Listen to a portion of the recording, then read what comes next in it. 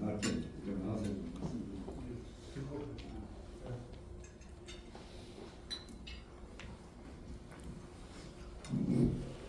여러분 안녕하십니까? 예, 저는 그 변호사로서 어떻게 역사 강의하느냐라고 하실지 모르겠지만 저도 원래는 이제 역사에 관심을 갖고 있었는데 지금부터 한 5년 전에 여기 일군은 점령군이고 소련군은 해방군이다 이런 이야기들을 막 자연스럽게 하는 이상한 나라가 되어버렸어요, 우리나라가. 그래서 제가 배웠던 것하고는 전혀 달랐기 때문에 한번 들여다보자 그러면서 공부를 다시 시작을 했습니다. 그런데 이제 이번에는 하도 그 사이에 그 좌익과 우익, 보수와 진보의 우리나라에 대한 역사에 대해서 전부 다 해석이 다르고 주장이 다르잖아요. 그러다 보니까 이거 국내 책을 한번 좀 훑어봤더니 이게 문제가 많은 거예요. 왜 그러느냐면은 예를 들어서 해방 전후사의 인식, 그 책이 운동권이나 좌익들이 제일 그 바이블로 삼고 있는 6번짜리 책이지 않습니까? 제가 그 책을 다 읽어봤는데 이게 뭐냐면은 딱 목적을 정해놓고 거기다가 다 써나가는 거예요. 거기에 대해서 또 뭐가 나왔냐면은 해방 전후사의 재인식이라는 책 2권이 또 나왔습니다. 그 책은 또 보수 쪽에서 썼는데 약간의 진실에 맞지만은 약간의 뭐가 들어있냐면은 감정이 많이 개입되어 있는 거예요. 그래서 이거 안 되겠다. 그래서 외국 책을 주로 봤습니다. 그리고 제일 문제가 되는 것이 뭐냐면은 대한민국의 민주주의, 여기 나와 있지 않습니까? 대한민국 민주주의가 나아갈 길. 대한민국 민주주의라는 것이 과연 어떻게 만들어지고 됐느냐? 그것은 뭐하고 연결이 되냐면요, 우리가 왜 이렇게 잘 사냐 말이죠. 뭐 때문에 이렇게 잘 살게 된 거냐? 그리고 왜 이렇게 잘 사는데 불만이 그렇게 많냐? 서로 갈등이 심해지느냐? 이것에 대한 궁금증은 여러분들 다 갖고 계실 거예요. 우리나라가 오늘 독립된 지, 해방된 지가 올해가 80년입니다. 그리고 을사조야. 여러분, 을씨년스럽단 말이 어디서 나온지 아시죠? 을사년스럽다를 을씨년스럽다로 바뀐 겁니다, 그게. 을씨년스럽다. 그런 대로 그게 120년 전 이야기입니다. 그런데 그 사이에, 그러니까 예전에 조선시대 때 그렇게 가렴죽으로 당해서 모든 사람들이 이 나라 언제 망하느냐 했던 나라에서 그 다음에 35년 동안의 일제치하 이런 걸 다 겪고 해방이 됐다 이 말이죠. 해방이 됐는데 그때는 어떠냐? 아무것도 없었잖아요. 우리. 그런데 요즘도 어떻게 이야기하냐면 삼팔선이 그어져가지고 남북이 잘려서 우리 못 살게 됐다.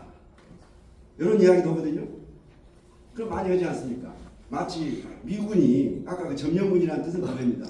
미군이 없었으면은 통일됐을 텐데 왜 이렇게 됐느냐? 이게 말이 되는가를 한번 세계사적 입장에서 한번 보시면서 대한민국이 무엇이 우리나라를 이렇게 잘 살게 했고 쉽게 말해서 신명이 났으니까 우리 잘 산 거 아닙니까? 밤낮을 모르고 여러분들 이러시고 여기 계신 분들은 다 우리 사회 엘리트들이신데 밤낮을 모르고 일을 해왔는데 그 신명이 나게 한 게 과연 뭐냐 말이야. 그리고 어떻게 하다 보니까 왜 우리는 좀 요즘 와가지고 좌익우익처럼 말이지 해방 직후처럼 이렇게 싸우고 있느냐. 그 이유를 한번 쭉 모색해 본 것이 제 그 책이었는데 그 책을 보시고 우리 강학장님께서 저한테 한번 강의를 한번 해봐라 해서 오늘 와서 이렇게 한번 말씀드리겠습니다. 우리는 5000년 역사상 가장 위대한 것을 갖춰 있는가? 지금 말씀드린 대로입니다. 아니 잘 살면서 왜 이렇게 되느냐? 그러면 제 이제 결론부터 우선 말씀을 드리면은 어느 사회든지 시스템이 우선 갖춰져야 됩니다. 그 시스템이 있지 않으면은 이게 체제라고 하죠. 체제, 그 사회의 체제. 그리고 우리나라 또 자유민주 체제. 그 다음에 사유재산을 기본으로 하는 시장경제 내지는 자본주의 경제. 이게 우리나라를 잘 살게 했다는 것을 뭐로 비교해보면 되냐면요. 북한입니다. 우리하고 5000년 가까이 같이 한 민족으로서 한 조상을 두고 살아오고 같이 조선 왕조와 일제를 다 겪고 이렇게 살아왔지 않습니까? 그런데 북한이 왜 이렇게 못 살게 됐느냐? 그 이유는 제가 잠깐 말씀드리겠습니다. 북한은요 45년 해방이 될 때에 어느 정도였냐면요, 38선이 딱 그어지고 나니까 북한에 남은 것은 아시아 제1의 흥남 질소 비료 공장, 그 다음에 수풍발전소로 남북한을 떼다가 북한에서 송전을 안 해주니까 남한에는 전기가 없었지 않습니까? 그런 정도로 해서 북한은 우선 물질적 자원이 충분했고, 두 번째는 여러분들이 잘 기억하시겠지만 1910년 한일합방 당시에 사립학교수를 세봤습니다. 그랬더니 이북, 황해도, 평안도, 함경도에 있는 게 전국의 60%입니다. 서울 포함해서 남쪽은 40%밖에 안 됐습니다. 그래서 북한에 있는 사람들이 남쪽에 있는 사람들보다도 훨씬 선진 문물을 빨리 받아들이고 지식 수준이 높았어요. 그래서 해방 전국에서 우리나라를 이끌었던, 남한을 이끌었던 사람들은 다 이북 사람들입니다. 이승만 대통령 해주뿐이죠. 그 다음 김구 선생 황해도 분이죠. 그 다음에 안창호 선생 일이 돌아가셨지만 평안 북쪽이죠. 하여간 남쪽에 계신 보다는 북쪽에 계신 분이 더 많단 말이에요. 나중에 또 말씀드리겠지만 백선엽 장군 6.25를 이끈 분 평안도 분이죠. 그런 등등 해방 전국에서는 북한에 계신 분들이, 남아선 분들이 훨씬 공부도 많이 하고 돈도 많고, 그런데다가 어떤 일이 또 벌어졌냐면요, 8.15 해방이 되자마자 소련군이 먼저 이쪽을 진주를 하자마자 9월 20일 날 8월 1일 9월 한 달 만에 스탈린이 지시를 합니다. 북한에 빨리 정부를 만들어라. 38선 이북으로. 그렇게 해가지고 그 만들었다는 증거가 어떻게 나오냐면은 6개월 후에 토지개혁을 합니다. 그래가지고 지주들 다 내쫓고 무상분배, 무상몰수, 무상분배로 다 내쫓습니다. 그래서 그 사람들이 전부 남한으로 내려옵니다. 그리고 사람들한테 뭘 나눠주냐면 소유권, 공산주의 국가니까 소유권은 안 주지만 경작권을 다 줬단 말이에요. 이렇게 된 데다가 북한에서 이렇게 지주들 내쫓지, 그 다음에 친일파 내쫓는다 해가지고 남쪽으로 내쫓고 나니까 북한에는 친일파가 없다. 이게 북한의 선전입니다. 그래가지고 북한에서는 어떤 자긍심이 높았냐면 우리는 정신적으로나 이데올로기나 모든 면에서 물질적으로나 교육적으로나 전부 우리가 훨씬 낫다. 이런 생각에다가 아까 경작권도 주고 그러니까 소위 신명이 난 겁니다. 엄청난 신명이 난 거예요. 그래서 그게 어떤 게 증명이 되냐면요, 6.25 전쟁이 3년 있었지 않습니까? 53년에 전쟁이 끝나고 3년 만에 북한이 전전 상태로 복구를 합니다. 우리가 그동안 방공 교육 때문에 그런 사실을 다 숨겼지만은 3년 만에 복구를 하고, 그 다음에 57년부터 56년까지 복구하고 경제개발 개혁을 세웠는데 5개년 개혁을 세웠는데 4년 만에 완성을 해버려요. 그러니까 60년 말이 되면은 우리나라하고 북한하고 관계는 엄청난 경계 차이도 벌어지고, 우리는 그때도 뭐냐면은 100불이 안 될 때입니다. 그런데 이제 북한이 어떤 문제가 생겼느냐? 4년 만에 이제 1955년도에 박헌영이를, 정적이잖아, 최대의 정적, 박헌영이를 미제의 간첩이라고 사형을 시켜버립니다. 그리고 56년도에 전원회의 사건, 공산당 전원회의 사건에서 최창익 등이 무슨 일을 벌이냐면은 김일성한테 대들거든요. 그래서 그때부터 4년 동안 김일성 반대파를 전중 수척을 해버립니다. 그래서 60년이 되면은 김일성이 독자 체제가 딱 돼요. 그 다음에 그 사이에 또 뭔 일이 벌어지냐면은 그동안 전쟁 후에는 나눠졌던 경작권들을 협동조합을 하나 만들어요.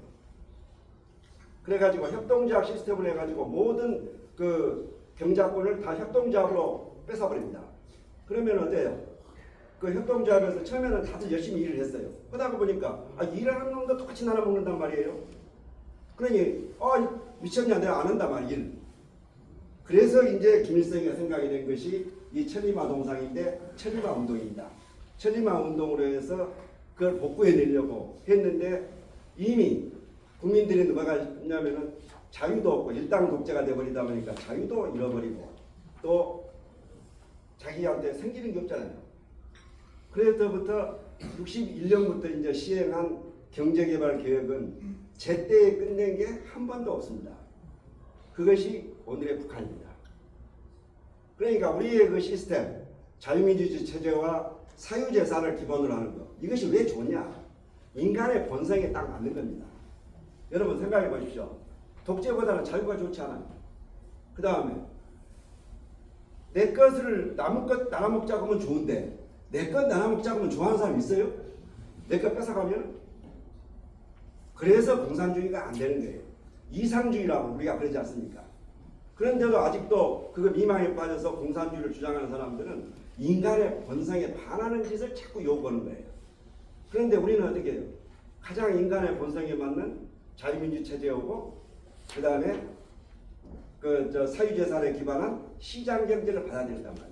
그러니까 그동안 억눌렸던 한, 소위 말해서 여러 가지 수백 년 동안 억눌렸던 그 한이 동시에 폭발적으로 일어난 것이 바로 대한민국 시스템이란 말이죠.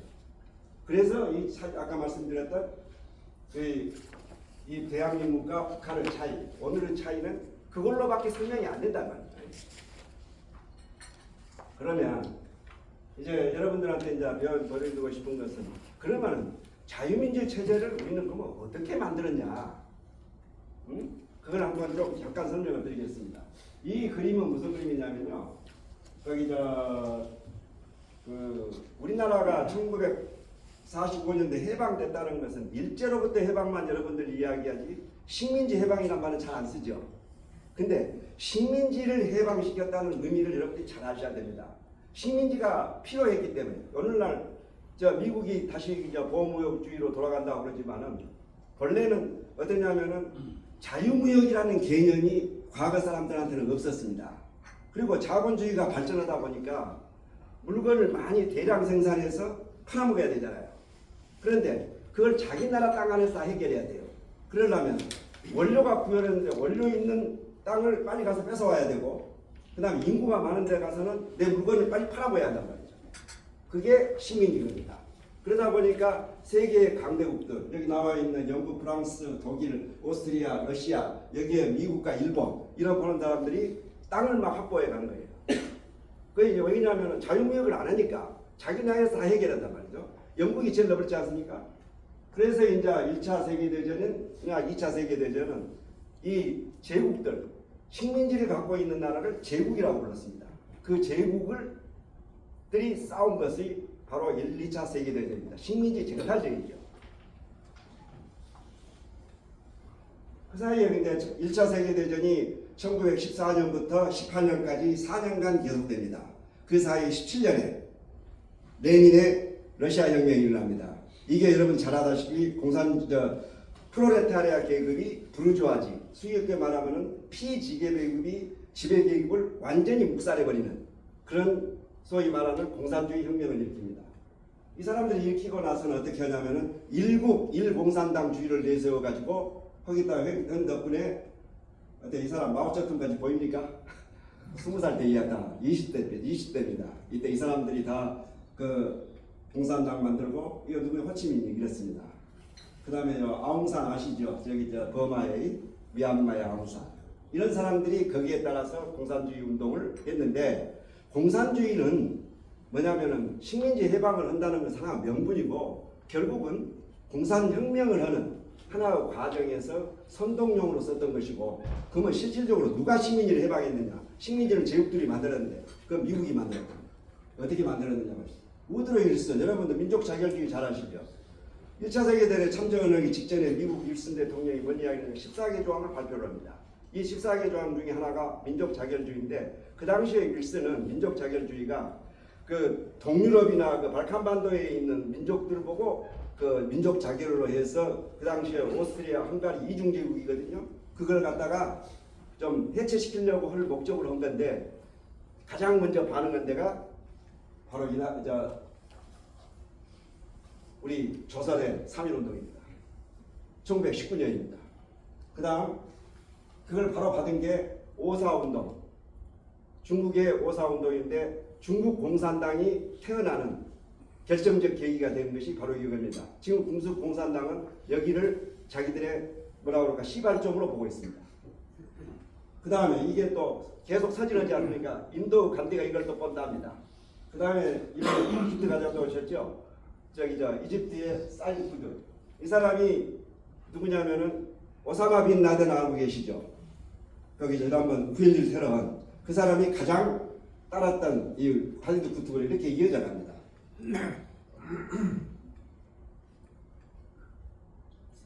이제 그 루스벨트가 그러고 난 뒤에 이제 루스벨트 대통령이 처칠과 만나는 대서양 현장입니다. 1941년 이제 2차 대전이 이제 무르익을 때 둘이서 만났을 때에 그때 다시 또 루스벨트가 이야기를 꺼냅니다. 민족 자결주의를 꺼냅니다. 그러면서 하는 말이 있습니다. 그 당시 인구가 25억인데 세계 인구가 11억이 아시아인이지만은 이 11억을 백인의 적으로 만들 수가 없다. 그러면서 처칠한테 식민 해방시키자고 해요. 그러니까 처칠이 어떻게 했어요? 찬성했겠어요? 당연히 반대했거든요. 세계에서 가장 넓은 식민지를 갖고 있는 처칠이 그럴 리가 없죠. 그것은 무엇을 의미했냐면은 서로 간에 패권을 뺏기는 거예요. 그 당시에는 식민지 제국이 제일 큰 나라 영국이 패권을 쥐고 있었는데 미국이 그걸 가져갈 것 같으니까 싫다고. 그럼에도 불구하고 그 당시에 이제 미국 돈으로 전쟁을 치르다 보니까 대서양 현장은 대서양에 있는 함선 배 위에서 발표를 합니다. 그래서 민족 자결주의가 들어가고요. 그 다음에 이게 카이로 선언입니다. 여러분 그 2차 세계대전이 6년간 계속되거든요. 39년부터 45년까지. 그 기간 동안에 연합군의 순회는 세 사람입니다. 루스벨트, 처칠, 스탈린. 이 세 사람이 만난 것은 세 번밖에 없습니다. 테헤란 회담 43년, 45년 2월 얄타 회담, 45년 7월 포츠담 회담. 이 세 번밖에 만나지 않았어요. 그리고 이 만나는 장소도 아주 재밌어요. 이 사람들이. 전부 소련이 점령한 지역입니다. 스탈린은 절대 자기 영내를 벗어나지 않고 기차를 타고 갑니다. 왜냐하면은 비행기 공포증이 나는데 내가 봐서는 폭격맞을까 두려웠던 것 같아요. 그래가지고 다니기 때문에 그 세 지역이 테헤란도 그때는 이란이 소련이 영국 테헤란에 있었거든요. 근데 문제는 뭐였냐면은 이 테헤란 회담이 할 때에 이 루스벨트가 아시아에 지금 대일전 일본을 상대로 전쟁을 치러하기 때문에 장제스를 불러라. 장제석이를 부르자 그랬더니 스탈린이 절대 반대를 합니다. 자기는 그때 만주에 대한 생각이 있었거든요. 만주를 먹고 싶었는데 장제석이 오면 그런 말을 못 하잖아요. 그러니까 노를 반대를 하니까 할 수 없이 테헤란을 가기 전에 카이로에서 만나서 세 사람이 이야기하는데 그때 이제 정식으로 코리아 이야기가 나옵니다. 코리아의 노예 상태에 유의해서 일정한 기간이 지난 후에 코리아를 자유롭고 독립된 프리 앤 인디펜던트 나라로 만들겠다라는 것이 선언에 들어갑니다.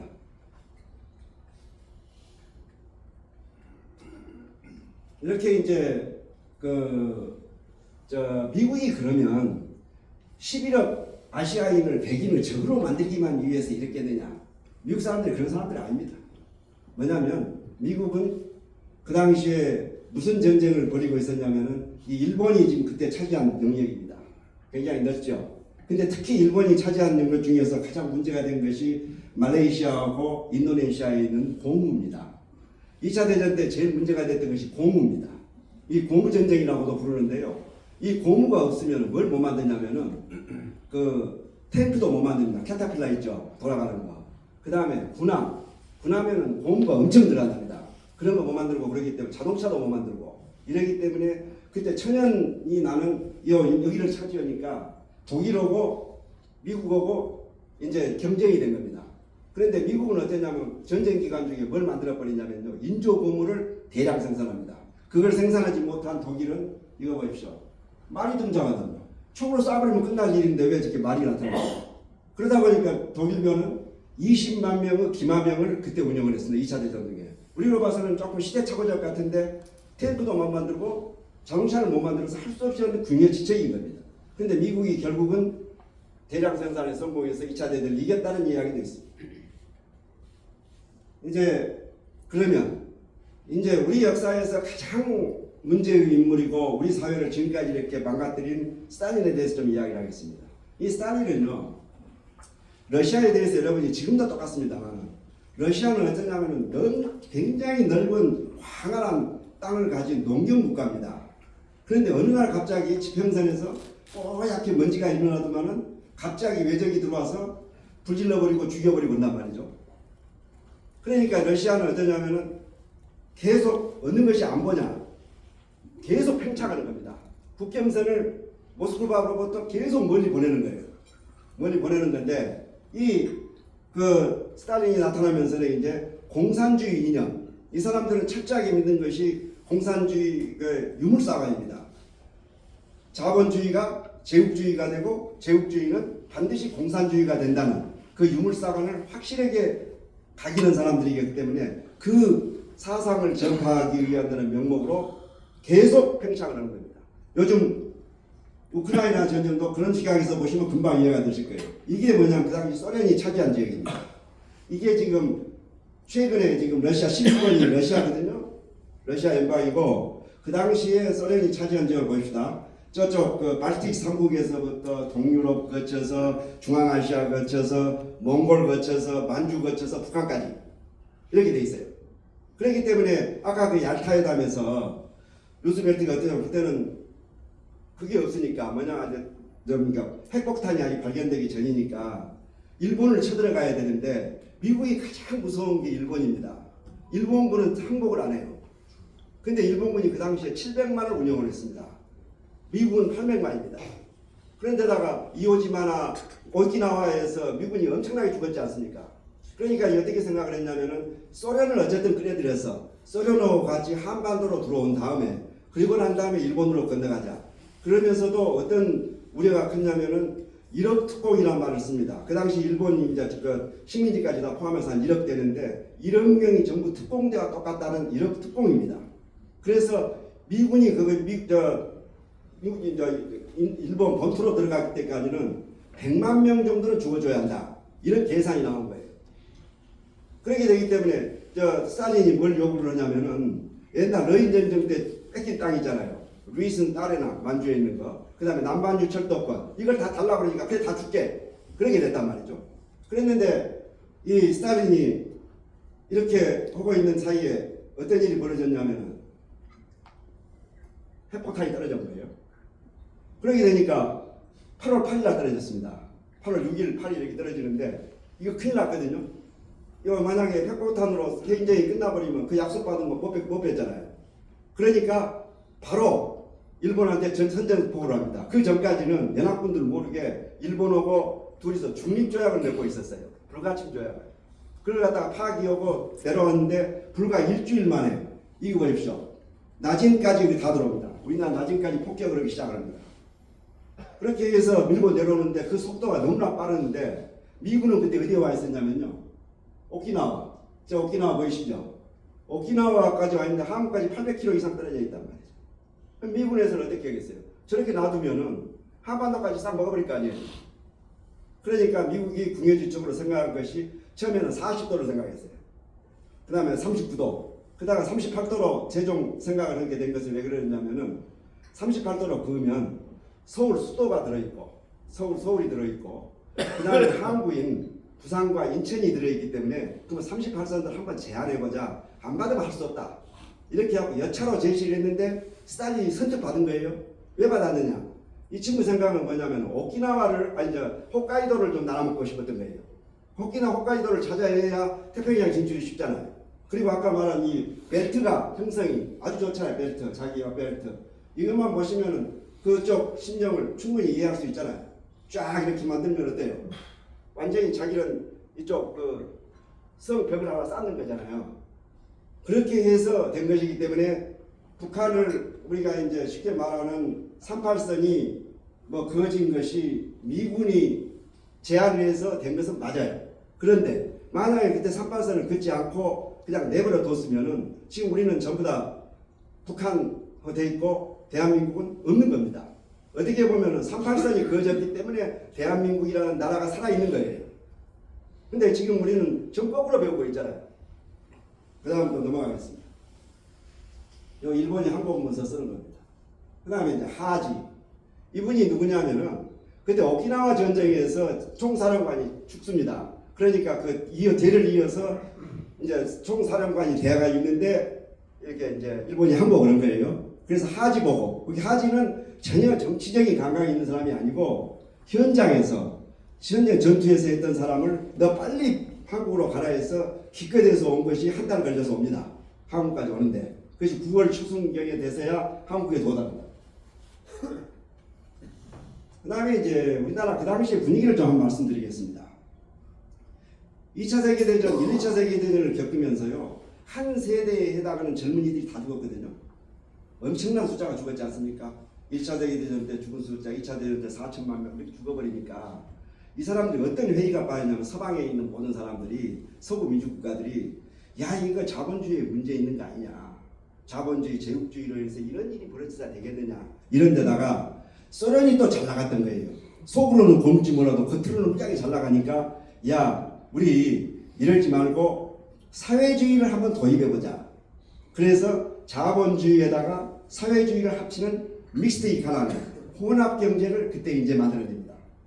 그래서 이제 요 애들리가 어떤 사람이냐면 처칠이 아까 포츠담 선언을 하다가 야, 저것들 그동안에는 노동당하고 같이 연합전선을 하다가 전쟁을 치렀는데 자기가 이기고 나니까 이제 이번에는 확실히 보수당 정권이 먹을 것 같거든요. 그러니까 총선을 실시해버려요. 그리고 가고 완패를 합니다. 이 사람이 돼버려요. 이게 뭐냐? 요람에서 무덤까지, 여러분 많이 들으셨죠? 그걸 위해서 영국 사람들은 그동안 전쟁에 지쳤던 거예요.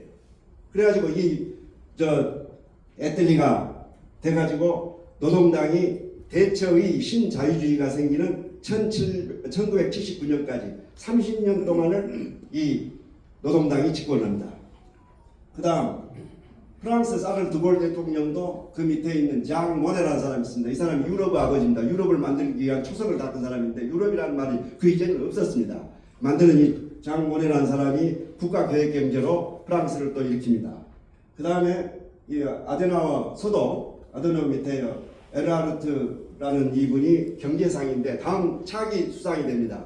이 사람이 쉽게 말하면 여러분들 라인강의 기적 있죠. 그 라인강의 기적을 이 사람이 만들어냅니다.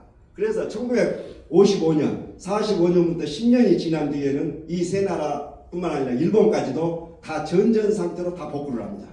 그 이제 물론 미국의 마샬 플랜이랄지 나토 이런 걸로 해서 힘을 더해줘서 됐겠지만은 그래도 이 사람들이 10년 만에 다 복구를 합니다. 근데 이렇게 이제 전 사회가 뭐냐면 사회주의 물결이 이제 들어가는 거예요. 그렇지 않겠어요? 그리고 소련이 워낙 그렇게 막 보세요. 동유럽 차지하지, 소독 차지하지, 그 다음에 이렇게 경제도 잘 된다 그러니까 해봐 2차 대전 후에는 모든 나라가 소련 하면서 공산주의 시스템을 받기 시작한 겁니다. 그럴 때에 이제 이 김일성이가 드디어 나타납니다. 9월 20일 날 스탈린이 나라를 만들게 해놓고 그 다음에 이제 김일성을 내려보냈는데 10월 26일인가 평안공선운동장에서 처음으로 김일성이 등장을 합니다. 그 뒤에 보시면 태극기도 보이고 소련군들 보이죠. 요즘 북한에서는 이 뒷부분을 싹 지워버리고 이 앞에 부분만 내가지고 그때 김일성이가 처음 왔다고 자랑합니다. 이때가 33살입니다. 그리고 이제 북한을 위해서 나라가 만들어지고 있고 남한은 이 박헌영이가 등장을 했는데 이 사람은 해방이 되기마자 바로 공산주의 운동으로 해서 남한을 이렇게 빨리 통일을 적화시키기 위해서 엄청난 노력을 합니다. 그러다가 46년 정판사 사건으로 그 해주로 피신한 뒤로부터는 거기에서부터 지령을 내려서 여러분이 잘 아시는 10월 1일 대구 폭동 사건, 그 다음에 4.3 제주 사태라든지 이런 걸로 해서 뭘 만들어야 하냐면은 그 남한이 단독 정부가 생기지 않고 적화되기 위해서 엄청난 노력을 합니다. 그런데다가 우리 국민들은 어떤 생각을 하냐면은 이자들도 독립운동을 했다는 생각 때문에 그리고 세계적인 조류가 사회주의라는 것 때문에 남한 주민의 70%가 어느 주의를 제일 선호하냐 그랬더니 70%가 사회주의를 선호했던 그런 분위기입니다. 거기에서 이 하지 아까 나왔던 하지 있죠. 하지는 미국은 또 어떠느냐. 모스크바 삼상회의라고 여러분 알고 계시죠. 모스크바 삼상회의라는 것은 아까 세 나라입니다. 연합국에서 승리한 사람. 포츠담 선언이 굉장히 그 부실한 선언이 되다 보니까 그 후에 5번에 걸쳐서 외상들이 만나가지고 회의를 했는데 첫 번째, 두 번째를 런던에서 하고 세 번째가 모스크바입니다. 그래서 모스크바 삼상회의입니다. 거기에서 미국은 어떻게 얘기하겠냐. 카이로 선언에서 약속했듯이 일정한 기간이 지난 후에 독립을 시켜야 한다. 루스벨트나 그때 미국에서 봤을 때는 필리핀이 민주국가가 되는데 아시아 국가가 되는 데는 40년 내지 50년이 걸린다고 봤던 겁니다. 민주주의를 한번 해본 적이 없는 나라들이기 때문에. 그래서 한국도 5년 정도 신탁 통치를 하고 그 대신 미리 통일국가를 만들어주자. 남북한 통일국가를 만든 다음에 한다 그랬는데 그 당시 동아일보에서 보도를 어떻게 했냐면은 앞에 통일국가 만든 이야기는 빼버리고 5년간 신탁 통치하니까 난리가 났지 않습니까? 어쨌든 그렇게 되니까 이 하지는 또 어떠냐면 고지식한 사람이기 때문에 통일 정부를 만들려면은 극좌인 박헌영이 배제하고 극우라고 생각하는 김구나 이승만은 뺀 겁니다. 그리고 중도 우파인 김규식, 중도 좌파인 여운형 이 두 사람을 데리고 쉽게 말하면은 정부를 구성해서 미군정을 운영을 하면서 소련과 미소 공동위원회를 여러 번 개최했지만 안 되니까 결국은 국제연합으로 이 문제를 넘겨가지고 50선거로 해서 우리가 총선거를 치고 7월 17일 제헌제를 만들어서 단독 정부를 만드는데요. 이게 다 뭐냐면은 이승만이라는 우리 걸출한 인물이 나타나가지고 끝까지 남쪽이라도 정부를 만들어낸다고 외쳐가지고 드디어 대한민국이 1948년에 만들어집니다. 그런데 이 나라는 굉장히 불안한 나라였어요. 아시다시피 아직도 4.3 제주 사건은 터지고 계속 진행되었죠. 여순 반란 사건은 그 이후에 정부 수립부에 막 생깁니다. 그때 이제 만들어진 법이 국가보안법입니다. 국가보안법 우리나라 헌법보다 먼저 만들어졌어요. 그런데 그때 이렇게 어려운 때인데 그러면 한국 사람들은 언제 그러면 제대로 출간 대통령 아시죠? 그다음에 제대로 자유민주 체제에 대한 신뢰를 갖게 되냐면요. 6.25 전쟁입니다. 6.25 전쟁이 터지니까요. 경상도 일부 지역을 빼고는 나머지는 전부 북한이 점령했지 않습니까? 점령하고 나서 한 일이 뭐냐면은 인민재판하죠. 인민재판은 사람 잡아다가 그렇게 하죠. 그 다음에 집에 오면은 옥수수 하나, 감 한 개, 벼이삭 하나까지 다 세가면서 세금 받으려고 그러죠. 심지어는 좌판에다가 담배 놓고 파는 사람들까지도 세금을 받아간 겁니다. 그리고 이북으로 도망갈 적에는 엄청난 도숙청으로 갔지 않습니까? 물론 남쪽도 비싸게 했지만은 남쪽 사람들이 봤을 때는 너무 심하다. 그래서 그때부터 공산주의라는 것은 천하에 죽일 놈이 되고 우리가 빨갱이라고 하는 말은 엄청난 큰 욕이 된 겁니다. 이 내용은 김대중 대통령이 쓴 나의 길 나의 사상이라는 책에 나와 있는 내용 그대로 지금 말씀드립니다. 그러면 이제 또 이제 첫 번째 신명이 난 것은 이제 우리가 자유민주주의 체제와 사유재산의 기본화 시장인을 받아들이는 두 번째 우리가 신명이 난 건 뭐냐 이겁니다. 여기 지금 제가 영어로 써졌습니다만 No 부르주아지, No 디모크라시입니다. 돈이 없으면요 민주주의 안 됩니다. 여러분 돈을 갖다가 표를 돈 주고 사는데 그게 민주주의 되겠습니까? 우리나라는요 지금 여기서 보시면 아시겠지만은 1960년에요 80 몇 불이고요 63년에 100불이 됩니다. 그런데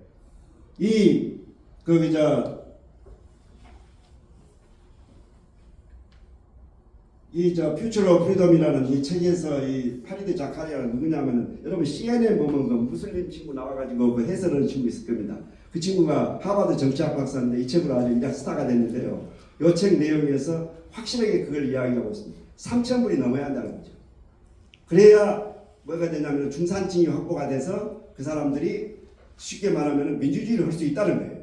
그런데 잘 아시다시피 4.19 혁명이 일어날 때 우리나라 소득이 얼마였냐면 아까 말씀드려도 83불이거든요. 그러니까 4.19가 저기 성공해서 갔더라도 민주주의가 어려웠을 텐데 잘 아시다시피 윤보선, 장면 이 사람들 맨 싸우다가 누구한테 맞습니까? 5.16 혁명을 맞으니까 모든 사람들은 5.16 때문에 4.19가 망가졌다. 그러는데 그것은 일면만 본 것이고 일면은 뭐냐면은 우리가 그 당시에 민주주의를 할 여건이 안 됐던 거예요. 그리고 박정희 대통령이 어떤 사람이냐? 쿠데타를 혁명으로 바꿔버립니다. 어떻게 바꾸느냐? 여러분 잘 아시죠? 우리도 한번 잘 살아보세. 5천년 만에 가난을 벗겨버립니다. 그러니까 쿠데타로 시작했던 것이 혁명으로 바뀌어버립니다. 그래서 이 박 대통령이 시해당할 무렵에는 1660불까지 올라갑니다. 기적과 같은 일입니다. 한국 사람들한테 우리도 한번 잘 살아보세라는 그 신명나게 한 일이 바로 1660까지 갑니다. 전두환 대통령, 이분은 5.18이랄지 12.12 사태로 악명은 높지만은 부정부패 또 그걸로 해서 많이 욕을 얻어먹지만은 3조 호황에 힘입어서 민주화가 가능하다는 3,000불을 넘깁니다. 87년에 3,402불이라는 극적인 순간을 맞이합니다. 공교롭게도 우리가 87체제라고 그러면은 민주화 체제인데 그때하고 쉽게 일본 말로 표현하면 아다리가 딱 맞는 겁니다. 딱 들어맞게 되는, 어떻게 보면 한국 사람들 너무 운이 좋은 거예요. 내가 보면은 만약 그 시퀀스가 바뀌었다고 생각해 보세요. 바뀐 나라는 안 되는 거예요. 왜 그러냐면 그런 나라가 있습니다. 아프리카에 있는 나라들은요, 대부분이 어떤 나라들이냐면은 영국과 프랑스의 지배를 받았기 때문에 바로 독립하자마자 민주주의를 했어요. 민주주의를 하다 보니까 맨 부정부패가 쌓여가지고 독재로 돌아서서 지금은 독재국가로 돼버렸지 않습니까? 왜냐면 돈이 없는 데서 민주주의가 안 된다는 걸 보여버린 거예요. 그런데 우리나라는 독재를 갔는데 그 독재가 공교롭게도 저 등소평이가 이야기하는 동학양회란 말 있지 않습니까? 차악을 가리고 힘을 기른다.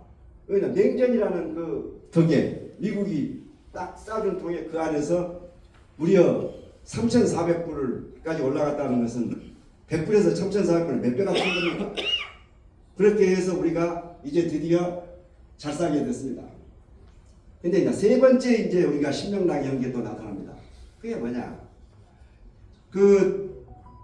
이 우리나라의 민주화는요, 어떻게 보셔야 되냐면은 5공화국 독재를 어떻게 청산하느냐, 군부 독재를 어떻게 청산하느냐, 것이 민주화입니다. 그래서 87년도랄지 이때 학생들이 내세웠던 것은 뭐였냐면은 NLPD하고 북한의 민족해방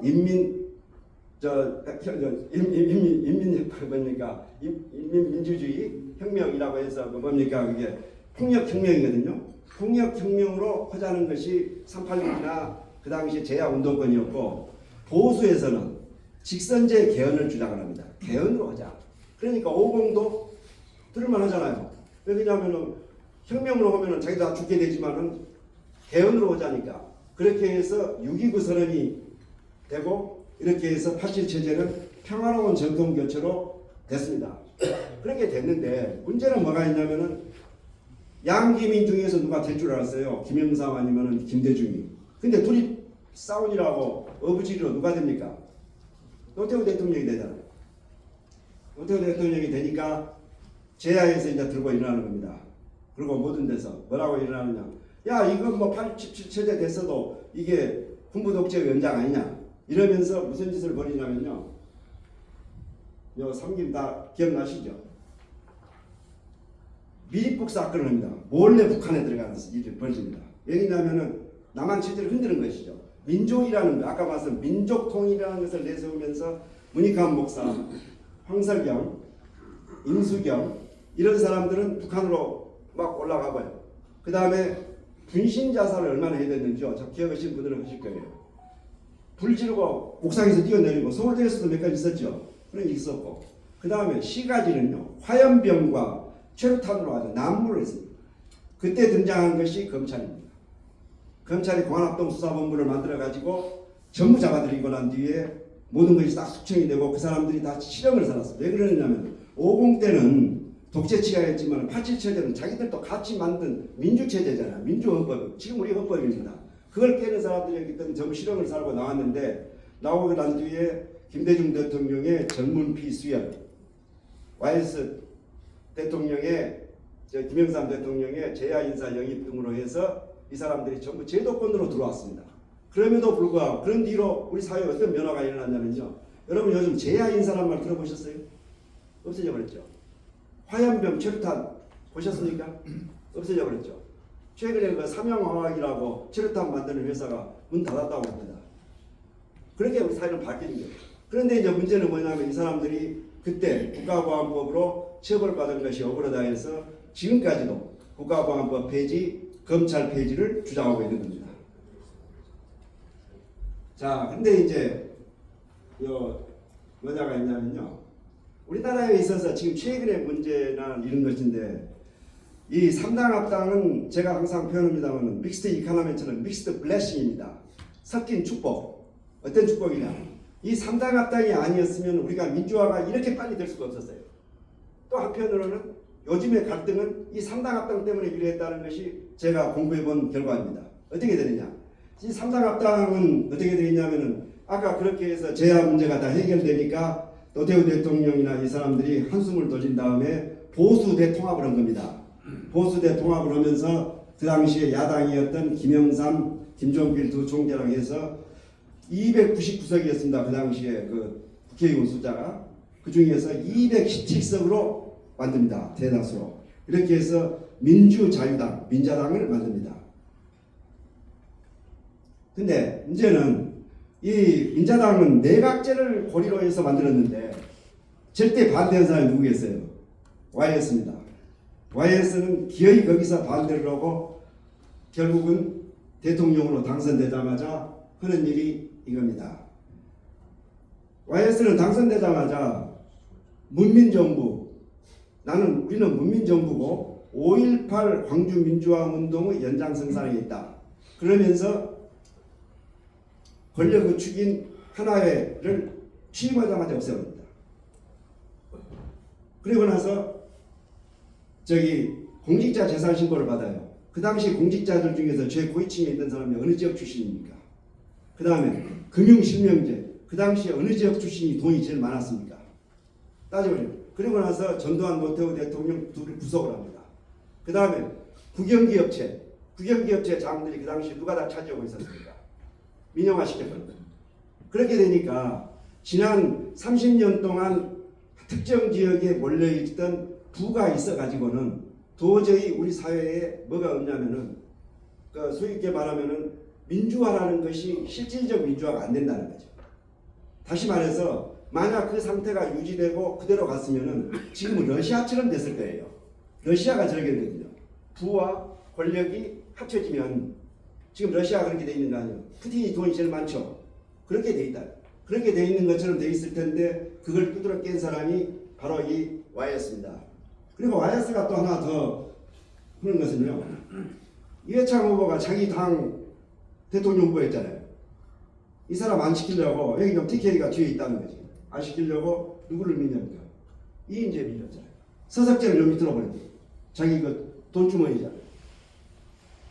그 다음에 DJ 비자금 수사건이라고 검찰 수사가 터지니까 그 수사 하지 말라고 그러잖아요. 그래서 자연스럽게 어디로 넘어갑니까? 권력이. TJP 연합으로 넘어가지 않습니까? DJ와 김종필 연합으로. 이게 넘어가는 겁니다. 이렇게. 그런데 이게 어떤 효과를 내냐면요.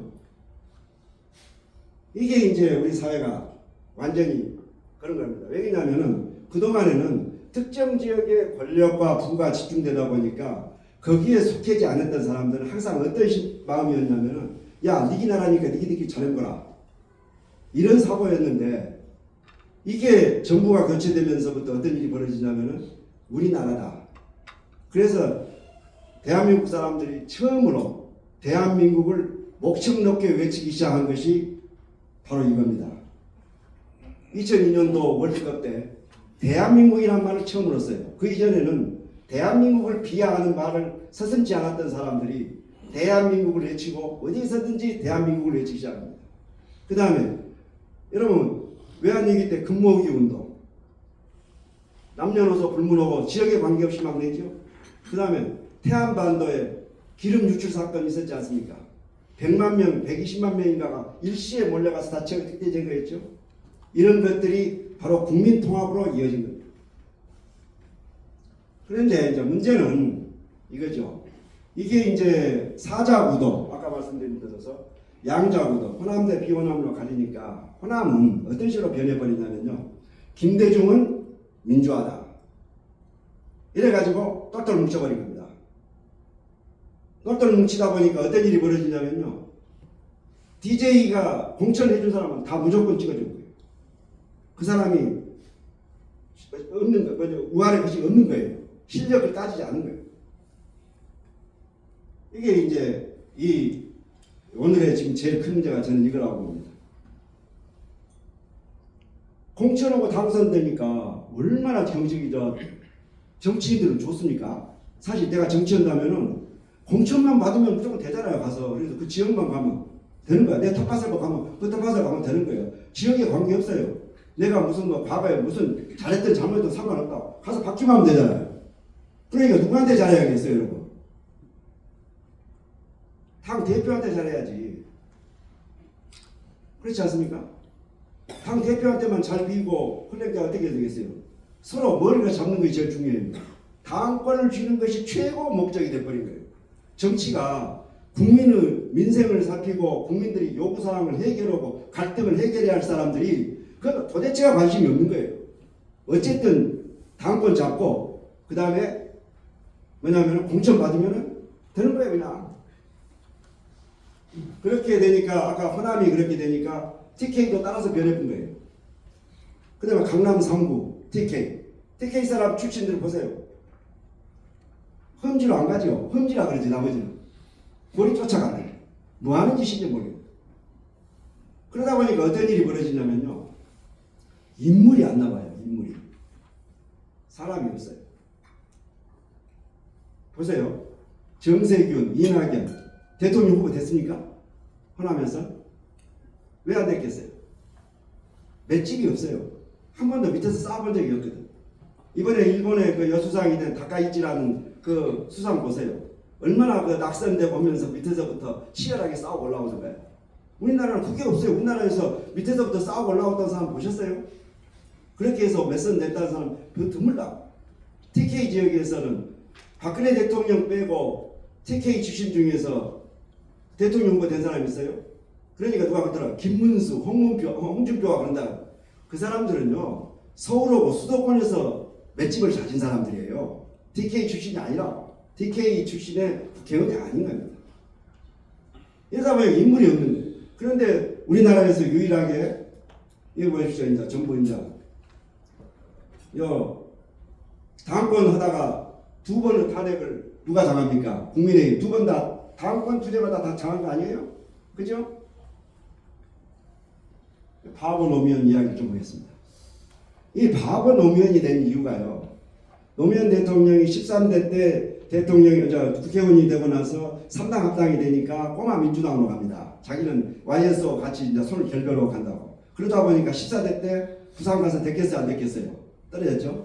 그러니까 15대 때는 거기 서울에 와서 그때 이제 DJ하고 합당이 돼가지고 민주당이 돼서 그때 무슨 장관인가 뭐 하나 했죠. 그러면서 어디를 갔냐면은 그 이명박 대통령이 낙선한 종로에서 그 보궐선거에서 당선이 돼요. 그러고 나서 그 사람이 16대 때 그 보궐선거에서 나왔으면 더 됐을 거예요. 근데 어디로 가느냐? 부산으로 다시 내려갑니다. 부산으로 내려갔더니 그때는 부산은 완전히 여당 텃밭이기 이게 지금의 그 국민의힘 텃밭이기 때문에 아무도 안 쳐다본단 말이죠. 개 한 마리가 쓱 지나간다. 그 앞으로 유세를 혼자 하고 쏘고 있는데 개 한 마리 지나가니까 그때부터 이름이 바보 노무현이 된 겁니다. 그런데 이게 부산을 바꿔버린 겁니다. 오늘날 부산은요 지방자치단체장이 수시로 바뀝니다. 여야가 바뀝니다. 그러다 보니까 여러분 가덕도 있죠. 가덕도 공항 그게 안 된다고 이미 결정 난 거거든요. 근데 여야가 서로 해주겠다고 난리치고 있지 않습니까? 그게 왜 그러겠어요? 부산 인심 펴버리려고 그런 거 아니에요. 지금 경상북도에 나는 공항은 말도 안 꺼내죠. 그거는 해줄 이유가 없거든. 그래서 지금 TK에서는 좀 어색한 이야기지만은 문재인 대통령도 나타나고 요즘에는 조국이까지 들막거리는 것은 PK 출신들이 다 이 노무현 덕을 보고 있다고 보시면 됩니다. 결국은 해법인데요. 해법에 대해서는 제가 한 예를 하나 들어드리겠습니다. 우리나라 사람들이 이제 미국으로 이민을 가면 제일 먼저 하는 게 잘하기 쉬운 게 세탁소입니다. 잘 아시죠? 세탁소를 딱 이렇게 하는데 혼자 하기가 힘드니까 한국 사람은 종업원으로 써요. 근데 어느 정도 좀 시간이 되면은 그 종업원이 개업을 하는데 중국 사람들은 좀 멀리 떨어져서 하거든요. 한국 사람은 바로 옆집이옵니다. 한국도 비슷하죠. 원조 밑에. 그렇게 하면은 미국 사람들은 그걸 보고 있다가요. 두 군데다가 물건을 거의 비슷하게 보냅니다. 왜 그런지 아시죠? 미국 사람들은 둘이 경쟁을 시켜요. 그러면 세탁비가 안 올라요. 그 다음에 이 집 가서 야, 저 집에서 단추 공짜로 달아주더라. 그러면 이쪽도 안 달아줄 수 있어요? 공짜로 달아줘야지. 이렇게 하면서 경쟁을 시킵니다. 미국 사람들은 쉽게 말해서 그런 식으로 모든 걸 합니다. 경쟁을 자꾸 시켜요. 그렇게 해서 정치인들을 갖다 가지고 노는 거란 말이에요. 그런데 우리나라는 딱 핍박해가지고 세탁소 주인이 지 멋대로 온단 말이죠. 이런 상황이 지금 우리나라 대한민국 현상입니다. 그러니까 국민이 원하든 안 하든 관심이 없어요. 나는 공천만 받으면 되고 당대표가 하는 거 싶어 뭐든지 하고 싶어요. 제가 검찰 출신이고 오랫동안 검찰에 있었기 때문에 요즘 가장 창피해요. 검찰 출신들이 고위직까지 한 사람들이 그래도 양식이 있고 그동안 법과 정의를 지켰다고 한 사람들이 대통령 후보 변호해주고 공천 받아가지고 국회의원 된단 말이야. 공천권이 좋긴 좋은가 봐요. 그런 일이 벌어지면 국민들한테 뭘 보여주겠습니까? 도덕을 보여줍니까? 아니면 정의를 보여줍니까? 아무것도 없잖아요. 그러니까 이런 식으로 우리 사회가 뒤틀려버린 가장 큰 원인이 뭐냐? 정치인들의 그 공천받기 위한 거. 그래서 저희는 어떤 것을 제가 이야기를 하냐면요. 그 전국적으로 봤을 때 우리나라 여야가 싸우는 것은 바람직한 겁니다. 싸우지 않은 게 문제지요. 싸우는 건 좋습니다. 그런데 그게 여야 서울서만 싸우지 말고 지방 자치단체도 여야가 서로 싸워줘야 그 지역이 발전한다 이거예요. 요즘 두 지역은 TK와 호남 지역은 부패 카르텔이 형성이 돼가지고요. 오랫동안 한쪽만 하니까 30년씩 일먹으니까 전부 공무원들이 돈 주고 하잖아요. 그쪽에다 돈 내주고 취직하고 그런 거 아니야. 왜냐하면 그놈이 바뀔 염려가 있어야 돈도 안 받을 거 아니에요. 그저 겁이 나니까. 지금 우리나라는 여야 정부 교체가 되니까 부패가 엄청 줄어들었잖아요. 줄서기가 안 돼요. 그런데 안 바뀌면 독재가 돼가지고 줄 선다. 그래서 우리가 독재를 싫어하는 거 아니에요. 독재가 되면 줄 선 놈만 이득이고 줄 안 선 놈은 다 팽개친단 말이죠. 그래서 제 이야기는 양당 경쟁이 지역주의가 고착화 된다는 것의 의미는 지역을 일당 지역으로 만들지 말고 좀 더 밑에도 경쟁 시스템으로 만들어가는 그러한 지혜를 보이는 것이 바로 우리 국민의 역할이고 정치인들도 이렇게 자기들 이득만 공천권만 받아서 출세하려고 하지 말고 전국 국민을 생각하는 일이 돼야 되기 때문에 우리가 아무리 헌법을 바꾸고 선거법을 바꾼다 하더라도 그 구도가 같이 따라가지 않으면 효과가 없다 이 말이죠. 그걸 해줄 수 있는 게 뭐냐? 국민들이 성숙한 투표권 행사하고 감시와 견제를 게을리하지 않고 저 새끼는 우리 고향 사람이니까 무조건 찍어줘야지 그것이 아니라 일 잘하는 놈 찍어줘야겠다면 되는 거예요. 그렇잖아요. 그런데 요즘도 보면은 호남 사람들이 많이 사는 수도권 그 지역 어디 그걸 찾아가잖아요. 그게 말이 됩니까? 그래서 제 책 이름으로 갔습니다만 갈등을 넘어 다시 신명나는 대한민국으로 가기 위해서는 제도의 수호라는 것이 다른 거 아닙니다. 자유민주 체제하고 우리가 말하는 우리 사유재산이 보장되는 시장경제 그걸 지켜주는 민주주의 척도는 뭐냐? 세 가지입니다. 선거의 자유가 있는가? 사법권이 독립되어 있는가? 그 다음에 언론의 자유가 있는가? 여러분들이 이 세 가지만 기준을 두고 우리나라의 민주주의 척도를 스스로 재도 됩니다. 이게 세계적인 기준입니다. 그 다음에 이게 제가 그래서 작년에 냈던 책의 제목인데 지금까지 말씀드린 역사책입니다. 역사책이고 여기에 대해서 다시 당권 때문에 저렇게 한다는 이유를 한 번 더 쓴 책이고요. 이것은 좀 설명드린 게 뭐냐면 모든 나라가 100년이 되면은요 시스템이 완전히 안정이 됩니다. 그래서 우리나라는 경국대전을 만들 때가 100년이 돼가지고 그때부터 6.25 사회가 제대로 자리를 잡았던 거고 강희재라고 여러분 아시죠? 이분은 거기 청나라에 가장 영토를 많이 넓힌 분인데 원나라 몽고족이 만든 원나라가 99년 만에 망했습니다. 그래서 이 사람이 대한 그 책을 보면은 매번 고민하는 것이 어떻게 하면 청나라는 100년을 넘길 것인가 고심한 게 나옵니다.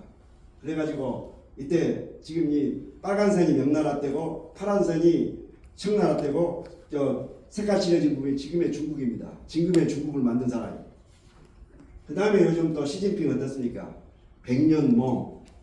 그것이 뭐 중국몽이라고 그러지 않습니까? 세계 제1국가가 되는 거. 그건 어떤 이야기냐면요. 100년까지 공산주의 시스템을 유지할 수 있겠는가라는 데 대한 스스로의 국내용이라고 저는 보여지지만은 하여간 그 국가가 100년을 넘긴다는 것은 굉장한 의미를 갖습니다. 우리나라는 23년밖에 남지 않았습니다. 제가 참고했던 책들입니다.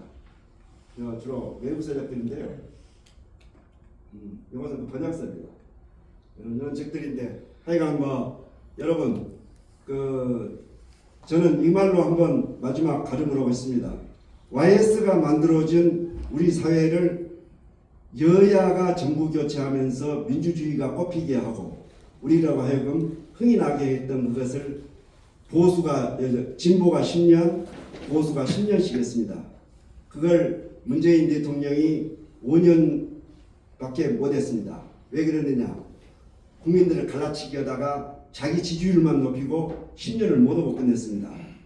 그 다음 윤석열 정부 10년 가야 되는데 3년도 못하고 끝냈습니다. 이재명 정부는 이거를 갖다가 타산지석으로 삼아서 잘해야 할 것입니다. 여러분 내년 새해 복 많이 받으십시오.